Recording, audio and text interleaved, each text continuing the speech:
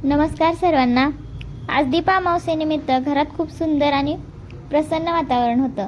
सगळ्यात आधी आम्ही दोघींनी मिळून कणकेचे छोटे दिवे बनवले आणि त्यानंतर घराच्या उंबरठ्याला हळदीचे लेपन करून तो स्वच्छ आणि सुंदर केला।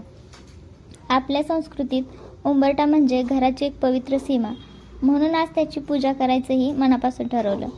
रात्री सगळे दिवे लावून त्याची पूजा केली। दिव्याच्या प्रकाशाने संपूर्ण घर अगदी उजळून निघालं होतं आणि मग काय, आम्ही दोघींनी एकमेकींना हळदी कुंकू लावलं। खरं तर सवतीचं नातं म्हटलं की लोकांच्या मनात वेगवेगळे विचार येतात, पण आमच्यासाठी हे नातं प्रेम, काळजी आणि विश्वासाचं आहे। एकमेकीच्या सुखात आनंद मानणं, दुःखात आधार देणं आणि घरातल्या प्रत्येक गोष्टीत एकमेकीची साथ देणं हाच आमच्या नात्याचा खरा दागिना आहे। मग आम्ही दोघींनी बाहेर उंबरठ्याची पूजा केली। उंबरठ्याच्या दोन्ही बाजूला कणकेचे दिवे लावले आणि नंतर मग एक दिवा तुळशीपाशी ठेवला। खरं तर तुळस आम्ही हे नवीनच लावलेली आहे आणि ती अजून व्यवस्थित आलेली नाही।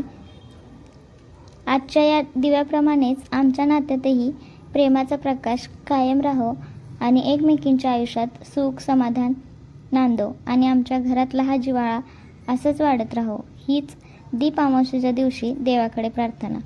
तुमच्या सर्वांच्या घरातही सुख, शांती आणि समृद्धीचा प्रकाश सदैव राहो। दीप अमावस्येच्या तुम्हा सर्वांना हार्दिक शुभेच्छा। दिवे लावताना एक गोष्ट मनात आली, दिवा कितीही छोटा असला तरी तो अंधार दूर करण्याचं काम करतो। अगदी तसंच ना आपल्या नात्यांमध्ये पण असतं। प्रेमाचे 2 शब्द एकमेकांशी आणि थोडीशी काळजी, वेळप्रसंगी दिलेली सुंदर साथ, या छोट्या छोट्या गोष्टी नात्याला खूप मोठं आणि सुंदर बनवतात।